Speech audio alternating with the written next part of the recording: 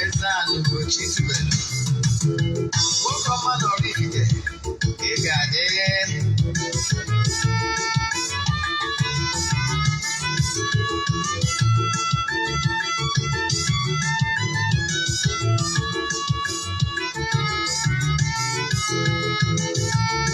Ọdịnala bụ eziokwu, ọdịnala bụ ụzọ ndụ. Ị ma na o nwere olu na-eti mkpu na-asị, ụmụ Igbo chigharịa, ụmụ Igbo chigharịa. Kwa mbọsị ọ na-eti, n'ụtụtụ n'abalị ọ nọ na nkuzi. Eze-Ana Ugochitubelu, onye ọma na oraifite, onye mgbasa ozi ọma ọdịnala gaba n'ihu. Eze-Ana Ugochitubelu, onye ọma na-ejere m ọnụ. Ọdịnala bụ ụzọ ndụ gaba n'ihu.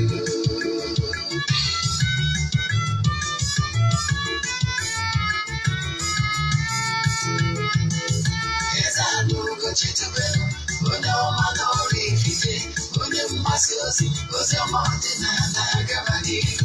Eze-Ana Ugochitubelu, onye ọma na-ejere m ọnụ. Ọdịnala bụ ụzọ ndụ gaba n'ihu. Eze-Ana ga-adị, Ugochitubelu ga-adị, Ugochitubelu tempụl ọ ya adị. Maka na eziokwu anwa chacha, ndị ụka erigo anyị fọnda mba gị, ndị oche eri anyị fọnda mba gị. Fọnda sikala aka ghọrọ ụmụ Igbo, si anyị rapụ nke anyị na nke feka mma. Buru Baịbụl bịa, akwụkwọ akụkọ, mepekwa chọọchị fa, obodo ụka. Good day, viewers all over the world, lovers of Eziokwu TV. I welcome you all in today's edition of Question and Answer. We have in our midst a true Igbo spiritualist, an ordinary evangelist. Sir, you are welcome. Well done. Please, we would like you to introduce yourself for our viewers to know you, most especially those that today is their first time joining us. Thank you. My name is Ogbuefi Eze-Ana Ugochitubelu. And the way chose Eze-Ana. I'm a onye isi nchụaja Ugochitubelu ọdịnala temple. Anyị na-agba afa miri emi rụkwazị ọrụ mmụọ dị iche iche. Abụkwazị m onye isi nchụaja na ọdịnala Restoration Prayer Ministry. Bụrụkwazị onye mgbasa ozi ọdịnala Igbo. So you can call me an ordinary evangelist. I will answer. My mission is to help people live better life. You are welcome, sir.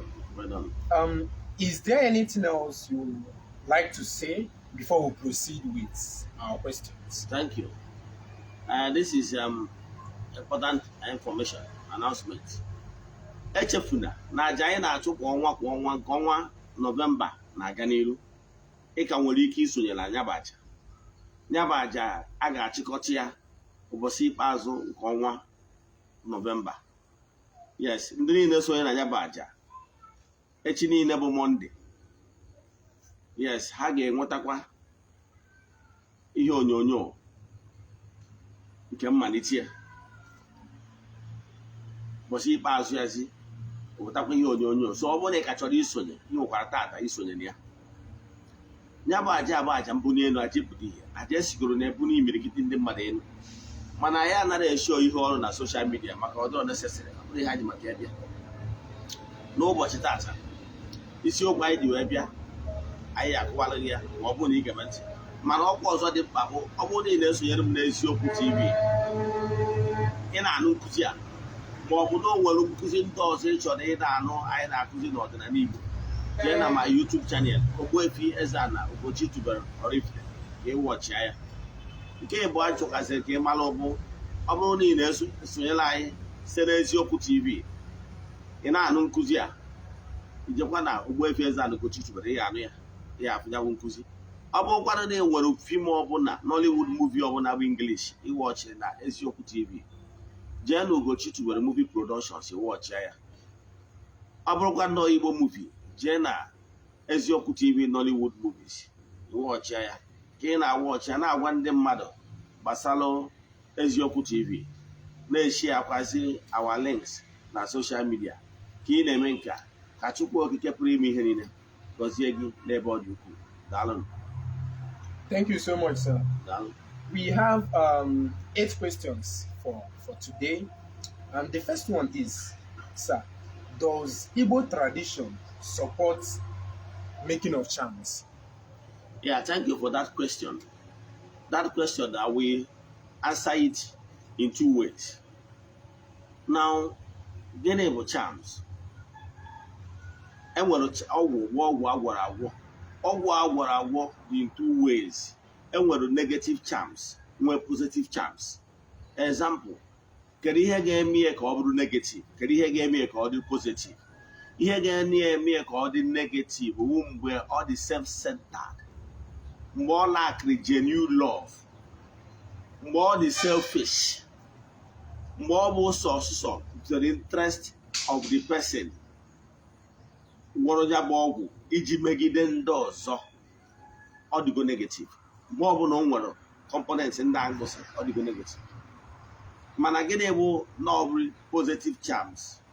O nwere charms bụ maka ọdịmma na nchekwa ndị obodo ma ọ bụ individual. Ọ ga-abụ ihe enwe alakịrị ịfụnanya, ọma bụ ọgwụ ga-emegide mmadụ n'ụdị abụ n'ụdị. Mana of course, dịka esi gbara ndị Igbo, na onye na-achọ nke ya enwere anya ukwu. Now, ọ bụrụ na charms anyị mere owo to protect your own thing. Example, na mgbe gboo, ndị Igbo nwere ike, ọ bụrụ ebe ndị ori na-ezu, enwere ike ime charm ka ọ ga-abụ onye ọnwa na-abịa zuo ori ebe anwa ọzaba ilo. Adịghị onye ọnwa na mana this charm na one of the oldest charm. Ọ na-emegide nwoke, ọ na-emegide nwaanyị. O nwere ọkụ after effect to ndị bi na ya bụ compound. Mana mgbe ọbụla ị pụtalụ ka ị bịa were ihe na ya bụ compound, ihe idebere ihe ebido zaba ilo, ị ga-azagide ya bụ ilo chiri na onye nwe ụlọ megide abịa bịa meghasịa ya. Nke a positive, maka na ọ nke ka ọ na-edokwa, o megidere mmadụ n'ụdị ediwe, na-abụrụzi na ịchọ imegide onwe gị. So ndị ka ndị Igbo na-ekwukwasị, ọ bịara egbu m ga-egbu onwe ya na ọ bụrụ ajọ ọgwụ. Ghọtara ya? Ọ bụ nọọ nke bụ ka ọ dị mma. Ọ nwekwara obodo na-atụ ihe a na-akpọ egbo. O nwere obodo ụfọdụ ị ga-eje, adịghị esogbu mfe ya na agrade back then. Ịbata n'obodo atụ egbo, the entering point of that town. Atụ ihe na-atụ egbo, atụ egbo ahụ bụ ị na-anya n'elu the entering point ahụ, ị ga-afụ ebe edebere ihe dịka eji akwa wee kechi. A na-akpọ ya ịtụ egbo. Ihe a na-afụkwa ya n'okwu arụsị dị iche iche. Ihe eji etinye ka ọ ya bụ nwere ihe ọjọọ ibu n'obi wee bịa, ihe ọjọọ a ga-adị neutralize, ọ bụrụ ịtọtụkwa gị n'aka. Ghọtara ya? So nke a positive. Echefukwana na mgbe ọbụla anyị na-eti wụta ahịfịa nke a, wụta mgbọrọgwụ nke a, ọgwụ ka a na-agwọ, mana ọ dipendere ihe bụ n'obi merie ọjọọ ya. Ka mmakwa atụ, ije na chemist ma ọ pharmacist, o nwere ọgwụ ọ na-eme isi, ọ na-eweta, nwere ike weta antacid, weta chlorophyll, weta vitamin C, miskọta ya ọnụ, si gị jee nwụọ for malaria, ị ṅụọ ya, and paracetamol, ị ṅụọ, ị nwere nwa. Ọkwa eziokwu, ọgwụ ka ọgwụ, maka o wetara nke weta nke combination of powers. Yes. Mana e nwere ọgwụ bụ drugs federal gọọmenti na-ekwu maka ya, ndị anwa dị harmful. O nwekwara ụfọdụ n'ime ha na-ere na pharmacy, mana a ga-enye gị ya with doctor's prescription. But the federal gọọmenti mere na before enye gị ya bụ ọgwụ, ị ga-eweta akwụkwọ dọkịta dele gị. Yes.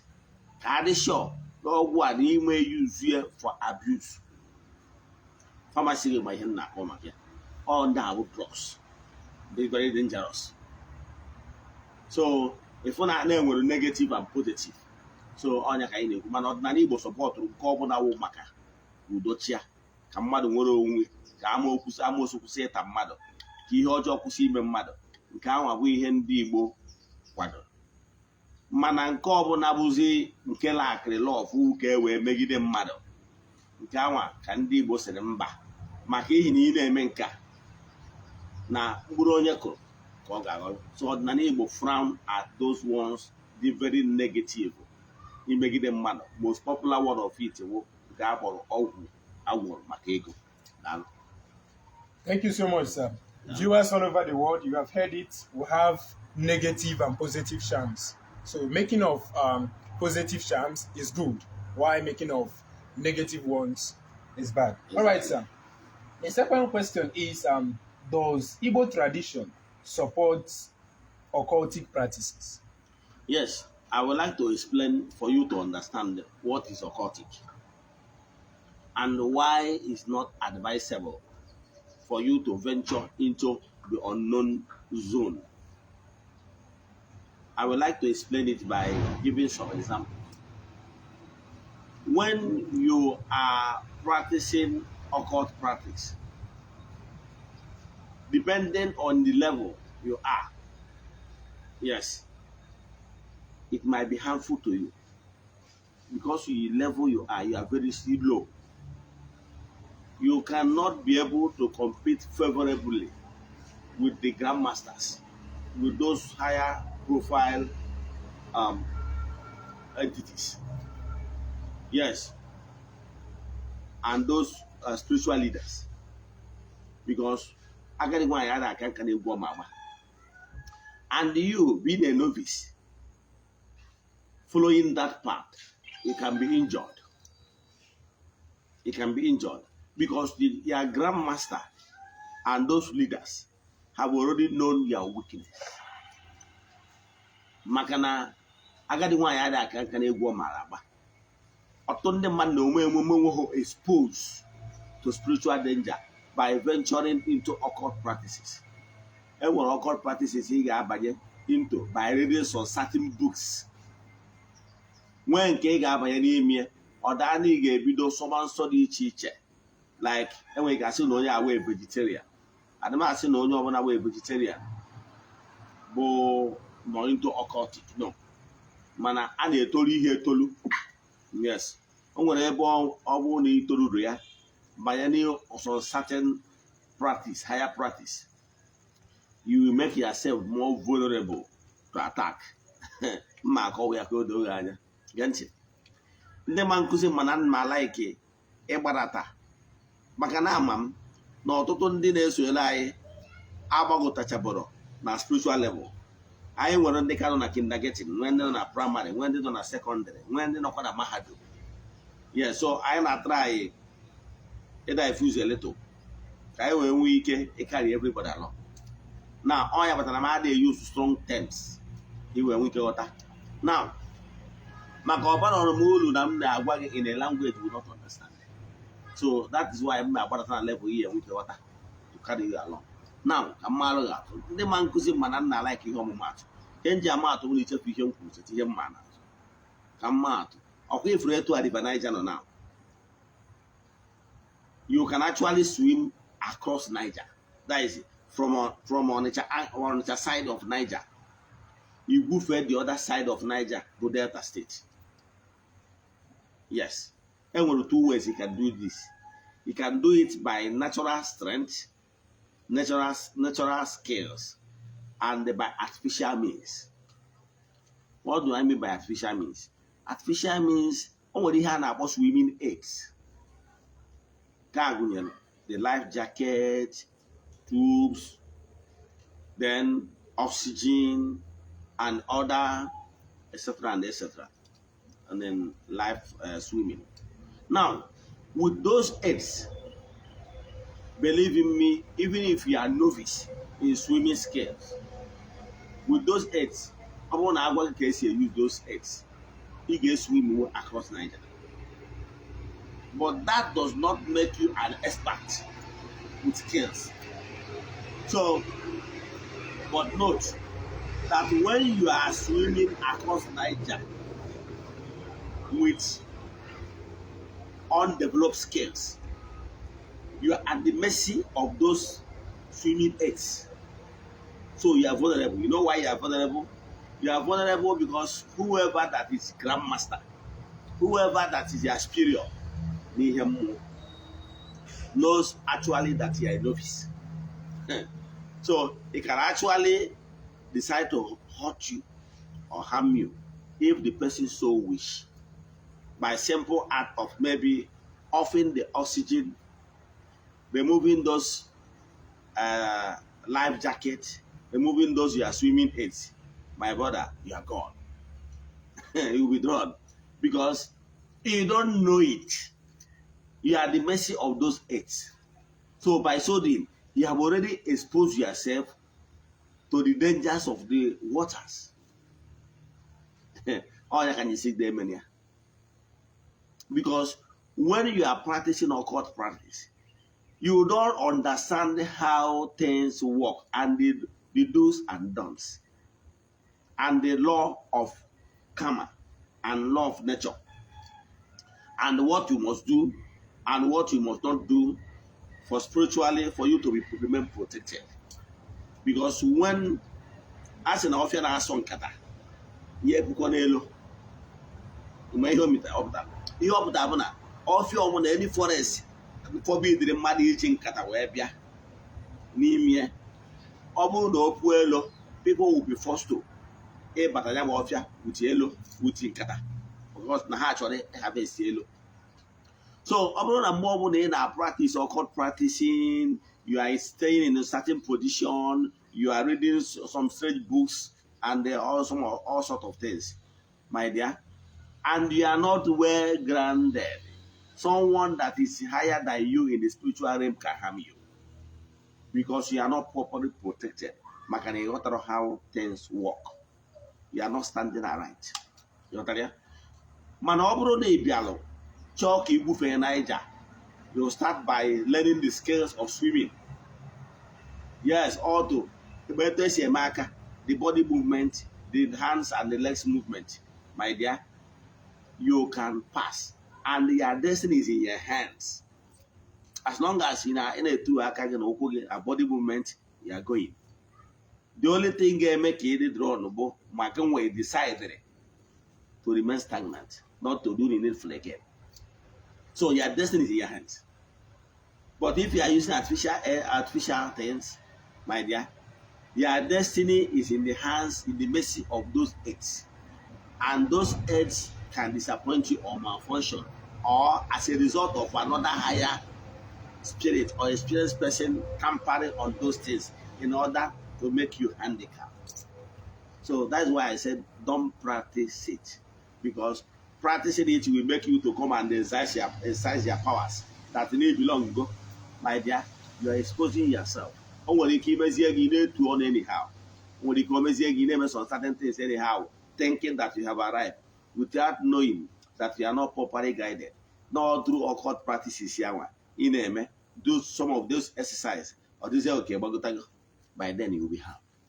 Because onye bụ mmadụ ụzọ sibe ite n'aka ya enwe mkpọkpọ ite na mkpọkpọ. So gịnị ka m na-agwa gị n'ọdịnala Igbo gwara gị don't do it. Ọ bụrụ na ịchọ grow spiritual strength, ị ya akpagoro n'ala wee kpa n'ọfọ ka ị wee na-grow step by step ganye na mgbe ị ga-agbagote na mmụọ ka ị wee nwee ike compete favorably with other great minds. Thank you. All right. That means ordinary Igbo do not support. Yes.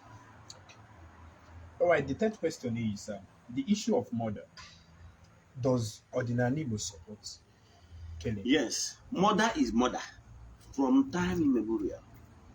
N'anya ndị nna nna anyị ha mgbe ezi n'okwu ụkwa. Murder is murder. Ọ bụrụ na agbụrụ a ka o yibe. Any ọbọwụ na-commit murder. Murder cries for vengeance. Mgbe gboo ụfọdụ ndị nna nna anyị ha gbara ọsọ ọchụ. Go and verify from your town. Ị ga-afụ na enwere ego agwa gị na o nwere agbụrụ ma ọ bụ family gbara ọsọ maka ihe na-commit murder.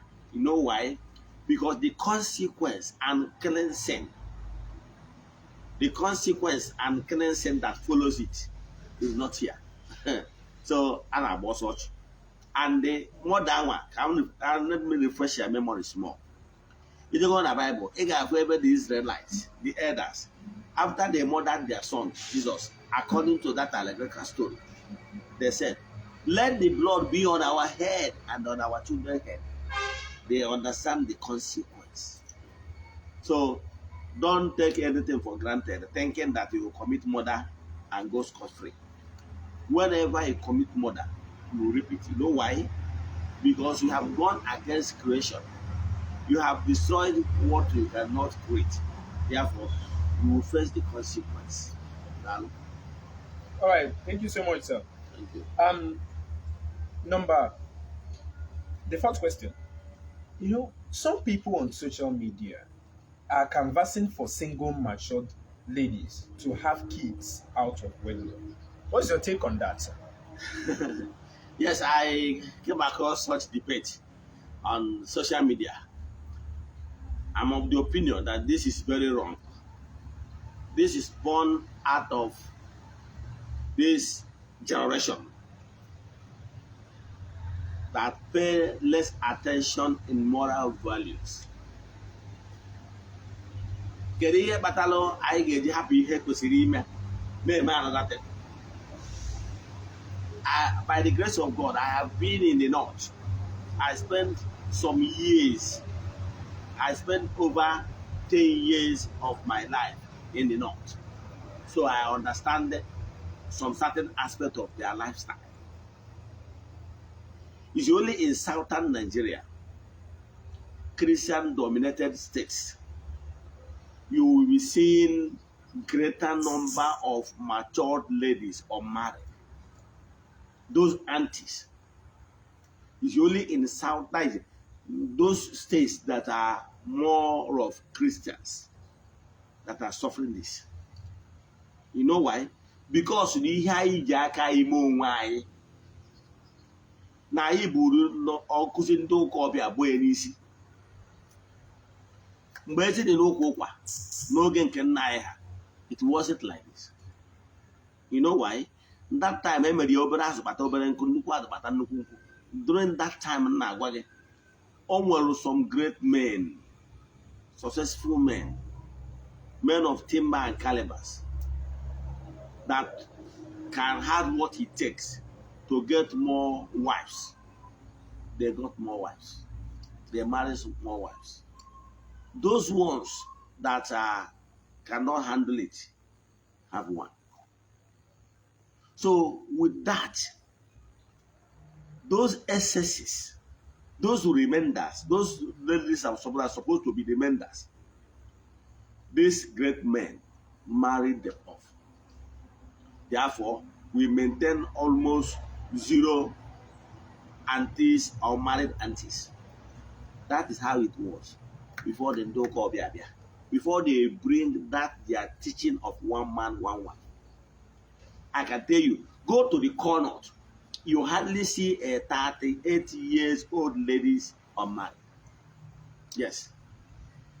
Because some men marry more than one.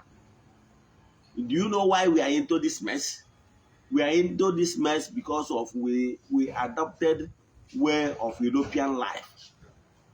And because of these excesses, those unmarried aunties, they now engage in so many abnormalities. Now, we have those aunties, quantum, in our societies. Those aunties are the ones stopping those marriages. Even if your husband is married or you don't do you, one auntie is there trying to get his own man, her own man, trying to get one or two. Those auntie will be there stopping those some of married men.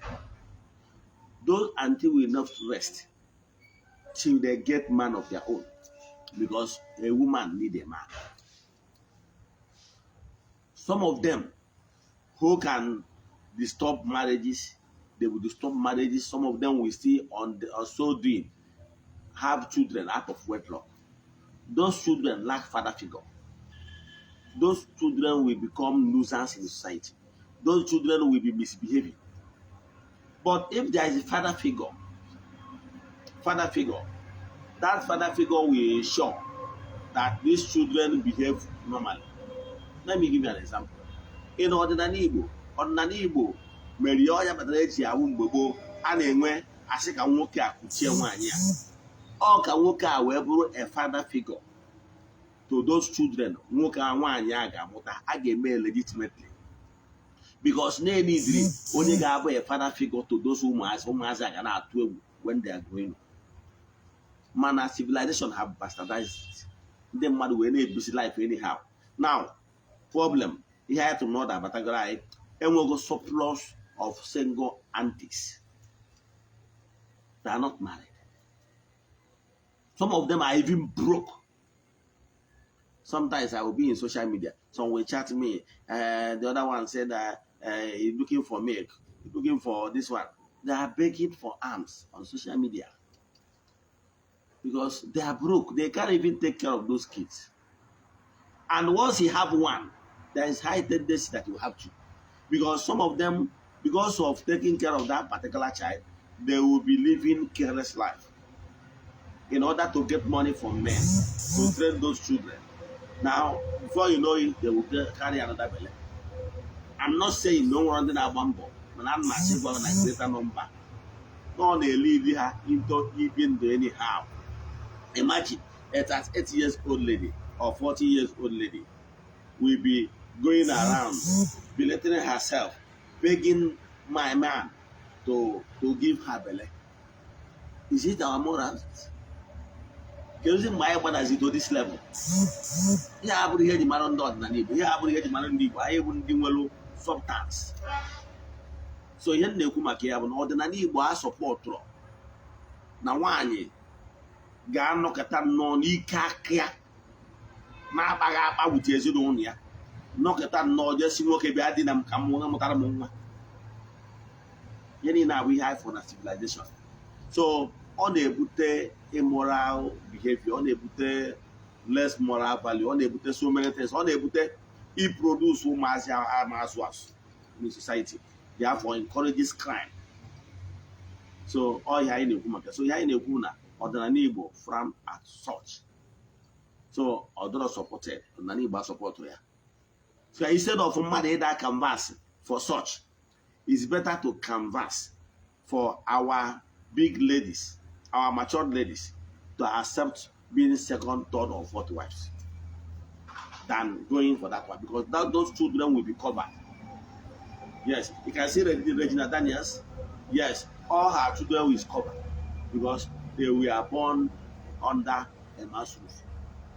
You cannot use them with their children to compare, and even if she's fifth wife or what, doesn't matter. Than to you can use them to compare those ones born by single mothers that can barely feed them. So Nani Bofran at it. Thank you. Thank you so much, sir. Thank you. The fifth question. People will be like, we are equal in this marriage. You have no right over me, so therefore you will not tell me what to do. What's your take on that? I mean, men and women, do they have equal rights, power in marriage? Thank you. That is the one of the problem why so much broken homes. And here in the foreigners they brought in our system. Originally, it wasn't like that. Women worship their husband as God, small God. That is why I quote by Sarah. He called Abraham, my Lord. The problem I went over that home wine I told you can work in Amaka. Macarando Kanya, the Babagan again, I do with fish or Yagual. Do Chuku. Mbrubo, why Tano Tutu, or Jekene Nai Ukunata, D.A.T. Akanas, Siola Mauriaco. But why in a minatary dear? Emerone, we Unatamo, what and the other. Manakitana Masiaka, and if I'm missing, a Kenepamon. Katana Masiaka. Nisi ha. Manemo nisi ha bono. No wona diga pona echi. Efu nke toro fada nke to biachi. Efu afufu na anya gị na. Ihe na achịkwa wo no ugwu tibu ugwu nwa. ihe ndị Igbo na-ekwu n'okwu. So o nwere hapụ na nwoke a nwere ike aka esirozi ike ọkwụrọzi ka nwoke si akwụ o jirozi ego, mana di gị anwa ịma ama uru di gị bara ganye mgbe ị chọrọ di ya ịfụrụ ndị nna dị abakwute gị, ndị enwere ike ịgbawa okwu ndị ga-abịa zọwa ana sụsawa ụmụ ha ana apụtasịa. So gịnị ka m na-ekwu maka ya? Menatara di gị isi na di na nwunye abụrụ ofe isi. Nwoke enwere isi na-ebu ogiri, ndị Igbo na-atụ n'ilu si na isi adịghị ebu ogiri bụ ogiri, ogiri anyị jie ya olu. So na iwu ofe isi dị gị bụrụ ofe isi does not mean that na ị ga-ebu ogiri, maka na ibu ogiri nwee shoulder. So respect your husband, give him the respect as the head of the family maka ọdịmma gị. Daalụ. Thank you so much, sir. Thank you. This sixth question. What is responsible for too much divorce in today's marriage? Very important. Yes, there are so many things na-akọs ya. Maka na ọ nwere ụbọchị ntụrụ question na social media handle m wee na-ajụ ụmụ nwaanyị, ọ bụrụ na di gị na-ebupụtara di gị nri, di gị is angry because of nke a ma ọ bụ nke ọzọ, ibupụta ndị di wee reject ye nri, kedu ihe ị ga-eme? Oge eji ama ihe nwanye nwaanyị. Ihe ụmụ nwaanyị greater number gwara m si na nwere ihe a ga-eme na ya jekwuo n'ite kurukwuo ri anụ adịa na nke ya kutere ekute balansị arịere onwe ya na ese ndụ ọhịa na-afụ n'ụwa 21st century. Mana ọ bụrụ mgbe gboo ha ji aba mgbe ịjụ ha na nwunye gị na inye gị pious punishment ihe nye ọ ga-ada na ayọ nna anyị kiri ihe ya mere ịda ya ha na ọ ya eweta otu ọkụkọ o ji mee nke ma ọ bụ nke ọ ya hachasị ọfụma. Ọ bụrụ na okwu gị ọgwụ na o kwere ya o jee gwa nne gị ma ọ bụ nna gị si ya biko na di m jukwara m nri imeri nri, mana ụwa kịta imetụ oje kurukwu anụ na so na nkwe na Facebook asị na ha eje kurukwu anụ a dịa na nke a riere onwe ha na ha esendị. Ụfọdụ si as long as ọ na-edekwara ihe ego n'elu tebụl eji egota nri na esendịrị ọ ka ịghọta the level of anyị nọ ya. And onye akpatalụ na ụfọdụ ụmụ nwaanyị nwere ike ịnide asị ma husband sorry isi a na-ata ebe akpọrọ ya menatara di gị ihe na-esokwara okwu wa m sorry. Ọ nwere nke ya bụ onye nke ya bụ di ya na-ekwuru okwu ọ pụọ na-agụrụ egwu na sị nke ebe ọ na-asa efere ebuli mmiri tụcha ezuru ike na ikpo okwu onye na-agba nwoke obi ada nwere nwoke ya bụ ọnwụ na ọma edije etu a o tie mmadụ aka n'ahụ mana mmadụ enye nwe problem. So ya na-achịkọwa abụọ umeala adrozi respect adrozi ọkacha nke ihe na-emebi mmadụ na social media Facebook.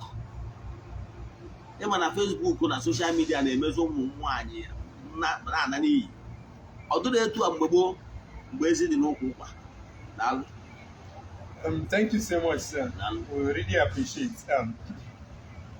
Okay, the seventh question is, guys of nowadays are no longer interested in Apprentice. What is your take on that, or what's the social implications? Because they don't want to serve anybody again. Yes, ihe mere kịta bụ na kịta anyị nwetara ndị ọkpụ onye kwe ya na ya isi okokporo bụ ndị ụzọ mụta dị ọkpara mgbe ezi dị n'okwu ụkwa mmadụ na-eje gbagharụ mmadụ bụ ka ngwa nwantị na ọ bụrụ sọ ego ọ gaghị enye gị ihe dị mkpa. Onye gbagharụ bụ nwatakịrị gba bọị njakịrị go back jegoro n'ime nkwọ Nnewi jee fụ ndị ọga anwa ndị gbarụ bọị gbacha bọị 6-7 years wee setụrụ ya. Ọ na-eme biznes ya na onye bịa mụọ ahịa ụmụnne ebinye ya ga-abụrụ ofu. Ihe a na-agbarụ na bọị ewu akọ na uche ka a na-amụ the secret of that particular business ka ngwa nwantịrị mara ka m binyezie uche maka esimolu. Ọ bụrụ na ịbụ onye na-agba bọị ịmụ nwa bọị ị na-agba bọị ụfọdụ ụmụ bọị kịta ya na-ekerezi mmadụ. So onye a na-ekere ewe onye ahụ ga ya na-enye ya nri ka ọ na-ekene ndị ọga ndị ọzọ nọ na line ugwu shit after ọ gị na-enye ya nri ebe a ka ị na-enwe problem. Maka na oge nke anyị bụ na ị na-agba bọị ịpụta n'ụtụtụ pụta n'afịa ihe ekele ndị ọga niile ọga Chimes good morning na ọga Emeka ihe ekele onye ọbụla ndị niile na-ekele bụ ndị ka na-asị nwa abụka ezigbo mmadụ nwa abụka ezigbo mmadụ. Ha nọ na-awụ ọchị gị ezigbo omume anyị na-eme ga-enyere gị aka mgbe ọbụla ị gbachara bọị. Ọ bụrụ na ọga gị nyere uwe obere ego, ị ga-afụ ofu ọga ma gị mgbe ị na-agbara ọga bọị. Ihe eji agba bọị abụ kọneshọn. Nwe oge ihere ọga ha na-edu idu mọta ịrụtawo mgbe ahụ anyị na-eji idu mọta eko ije gote afịa. Iru ebe ahụ mgbe ị na-egote afịa, ị na-amakwu ndị mmadụ ndị ya na ọga gị na-emekọ ihe, ndị gị na ha na-asụkwa ofu laị. Ọ bụ je na-esetụrụ achi isetụrụ isi a na-esetụrụkwa m na Disemba, ha sịwụ nsogbu adụrọ na ọ bụrụ na esetụrụ ọ na ha ga na-ebinye gị ahịa, maka na ha fụrụ etu isi wee dị very honest and dedicated. Etu abụọ dịkwa na line gị. Ozugbo ahụ ọga ga-esetụrụ gị, I can tell you na o nwere ndị ga-asị gị don't worry, bịakwa bịa gwa ha nakwa ndị line si na m ọga m esetụrụkwa anya m, mana onye ọkwa m ezigbo ego n'ọkwa ego na-edeta ka o nyere m. Ha sịwụ don't worry, ịchọtago shop isi anịta, ha sịwụ chọtagoro shop. Ịchọta shop ifu ndị ga na-ebinye gị ahịa, go and verify n'ime nkwa o nwere ndị si etu abụrụ mmadụ taa, maka sincerity na-etu o si agba mbọ mgbe ọ na-asa abụọ gị. Mana ị bụrụ onye nwere ọnụ nsị, ịpụta n'ụtụtụ ime ekene ọga gị, ime ekene nsọ ike na ya na ọga ha na-enye gị nri, onye ọdọ jụzie gị si ọgụ na-enye m nri. Mgbe ahụ mmadụ agwọ na ihe o noro atọwuri, mgbe ahụ esetụzie gị nwa onye ya atụpụrụ ọ n'ikwute ọgwụ gasị ọnwa ahụ nwere respect. Asị ọnwa ya nwere respect, nwa onye nyere gị aka. Maka a na-achịkọwara niile idiri ndị ọga, ọnwa ọga ya otu onwe ka ọ na-ebinye gị ahịa, na-asị gị onwe ya ahịa ị chọrọ ka ị bịa bụrụ na shọp ya. Efu ya inwere ijekwuru ahịa ndị ma sọplai ya, wetakwa ego anyekwa ha fọ yi n'oyi ite kwụrụ n'ụkwụ na. So ihe m na-achịkọwara na arụ mere Igbo mgbe ụmụ Igbo kwụsịzịrị ịgba bọị. Nekwanụ ka ndị Togo na-achị ịnara anyị ụrala, ndị Yoruba.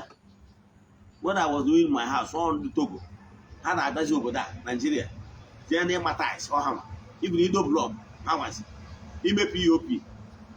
Ha na-anakọrịta ndị be anyị ọrụ maka gịnị? Ụmụazị be anyị achọzi ịgba bọị, a chọrọ ego mbute. Isi onye a nwe ya ji mụọ aka ọrụ, ọ sịghị mba, ọ chọrọ ije na-atụ ọrụ. Ọ pụọ na bet Naija, ọ na-akwụgharị ife onye n'oyito ọsọ na ya na-achọ ije Zimbabwe, na ọ na-achọ ije Mozambique, na ọ na-achọ ije Qatar, na ọ na-achọ ije Dubai, na ọ na-achọ ije Amerịka. Gịnị ka ọ na-achọ ije media ije tụọ ọrụ? Gịnị ka m na-ekwu maka ihe m na-ekwu na ya bụ na ndị be anyị adị amụzi ọrụ aka. I can tell you in the next 50 years ị ga-ebute ego anwa ndị na-arụ ọrụ aka anagara odebody, because they keep on increasing their daily pay. Kịta ndị mesin na be anyị na-asị 7,000 na ego daily pay ha. Ghọtara ya? Because na ndị na-amụ ọrụ aka peziri mpe. Gịnị ka m na-ekwu maka ya? N'ihe ọbụla ị chọrọ ime na ndụ a gbaa bọị na ya. Nke bụ eziokwu na ihe ọbụla ị chọrọ ime na ya ịsa abụọ mmadụ, ị ga-adị beta dada onye asa abụọ mmadụ sị na ya watara ya n'anya.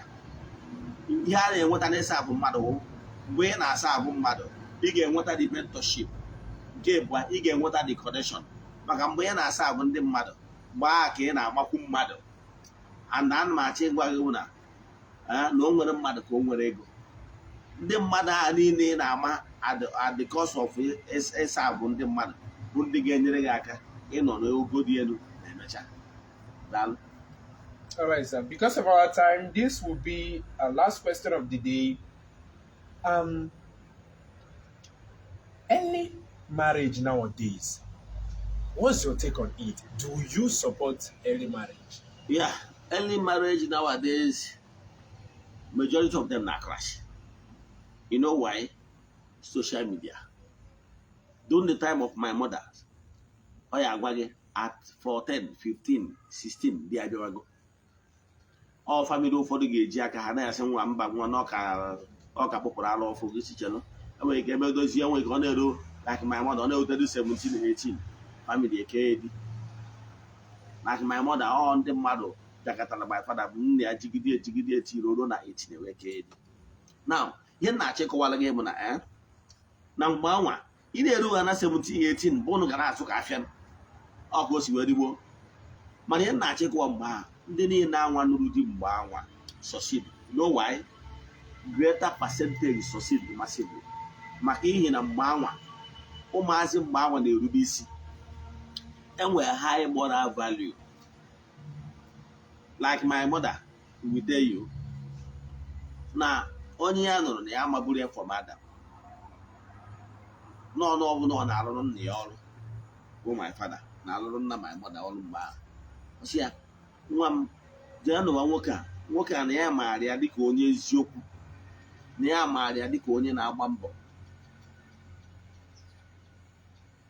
Yes, my dad na onwe ya alụrụ ọrụ dibịa nna ya chọrọ ka ọ lụọ. O ji mụọ mekanik na-alụ mekanik ruo 911 mekanik ụmụ trela ọhịa ọ na-alụ.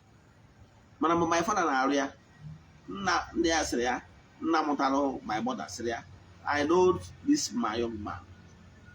Ọ dị very honest and dedicated n'ọrụ ọ na-alụ. Maka ihe nwa m etu ọ chọrọ ịlụ gị jee ka ọ nụba gị n'ọba ezigbo mmadụ. Ihe eji anụ nwa Igbo. Now, nwatakịrị my mother na onwe ya obey parents ya. Na nne na nna gị sịrị gị nwa m jebe na onye dị etu a bụ ezigbo mmadụ. Na ọ bụ onye nwere eziokwu jebe ka ọ nụba gị. Nwatakịrị kwe nne yes ma, kwe nne ya yes sir. O jebiri. Ọnwụgo dị ka esi wee nwee obere misunderstanding. Nne na nna ya sị nwa m jebe ebiri. Ịghọtara ya? Bika nka. Mana ụwa kịta ụmụazị kịta achọrọzi ịṅa nne na nna ntị. That is the problem. Ụmụazị kịta social media kpatara na ị na-edupụgoro nwa gị 17, 18 na ya taking risk. Because most of them ụdị life ha na-atụ anya ma ọ bụ ihe social media na-akọrọpụta ha. Ije na social media ị ga-afụ some mature aunties ga-anọ ebe ahụ na-akọ inyo n'ọnụ ihe a na-akọrọ ọnụ ya shem obi shem iyi ihere ha ihe a na-ekwu n'ọnụ na social media ga na-eme. So ụmụazị niile a ị na-give out na early marriage 18 years mgbe ọ bịa na-anụ ụmụ ihe ndị a enwere so many things na-eme ha influence. Emetazi nwatakịrị anyị influence, nwatakịrị enwe ozi ike adọzi ka oge gboo ya wee mọsị nne na nna ya ihe nne na nna ya gwara nne na nna ya sị ya nwa m jebe na famili yi na-ejebe ezigbo agbụrụ na nwata nwoke anyị anụkwana ga anụ bụ ezigbo mmadụ. Oge ahụ mgbe ụmụazị na-aga ege nne na nna ntị. Mana ụwa kịta ụmụazị kịta bụ soshal midia ka ha na-ege ntị.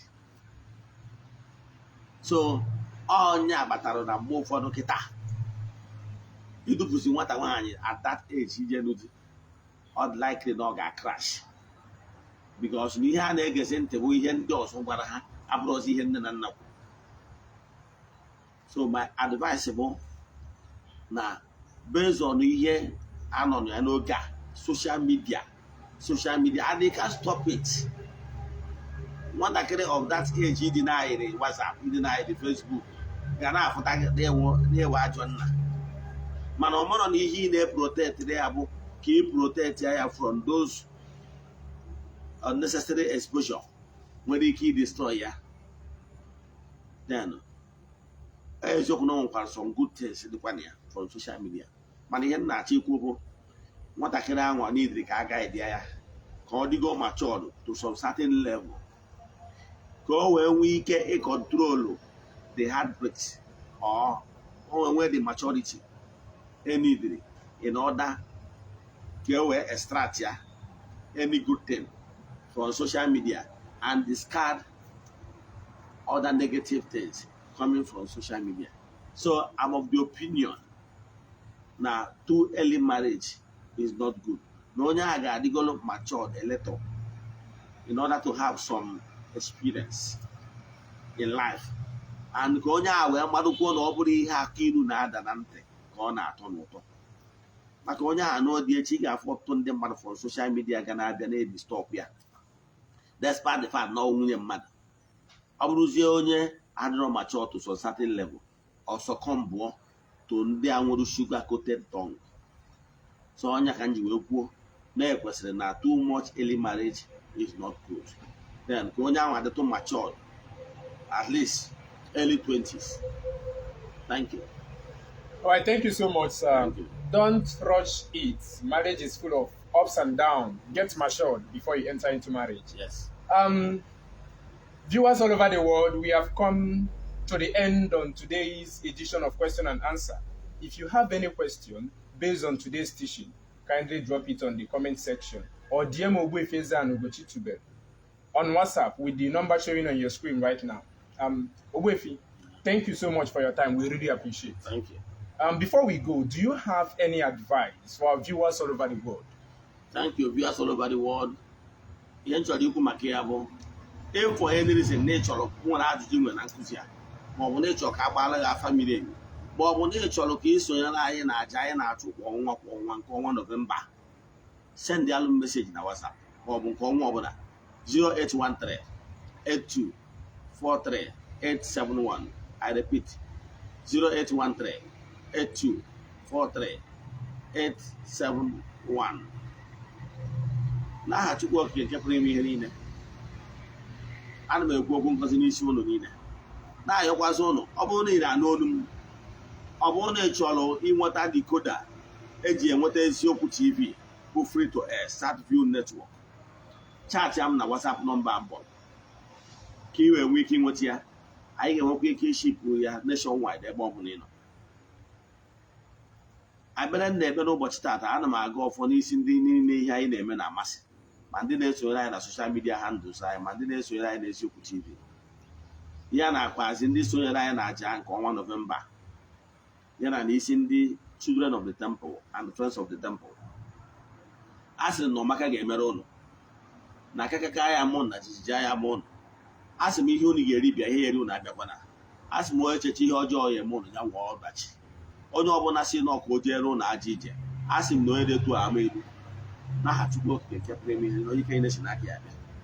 Nke ọzọ, echefukwana na Disemba 1 bụ nnukwu ụbọchị na temple. Ọ ụbọchị ahụ ka eji celebrate, ndị Friends of the Temple ji celebrate na temple. Ịrakwasị ndị niile nọ na alụsị otu ịgbara ijele, arụsị na-eweta ife ọma. Nke a bụ ofu. Nke ọzọ bụ echefukwana na Disemba 1 bụ mmemme n'ọfịs anyị na temple, bụrụkwazie my birthday. So ana m ekene onye ọbụla na-ayọkwazị ụnụ kwuru chetakwa ụbọchị ya nwa ụbọchị anyị ga-esikọrị erikọrị celebrate ya friends and well wishers anyị all over the world. A sị nke ọma ka meela ụnụ n'aha Chukwu Okike nke pụrụ ime ihe niile, ike na-esi n'aka ya bịa. Ka ọ dịkwa echi niile n'oge awa nke eziokwu. Daalụ. Ndị enyi m ndị m metara onwe m na social media, ọ bụrụzie na o nwere ihe dị mkpa na ị chọrọ isendịrị m meseji na my personal WhatsApp nọmba, send ya na 0805 7837672. I repeat 0805 7837672. Ya gazienụ n'ọfọ ka ọ dịkwanụ.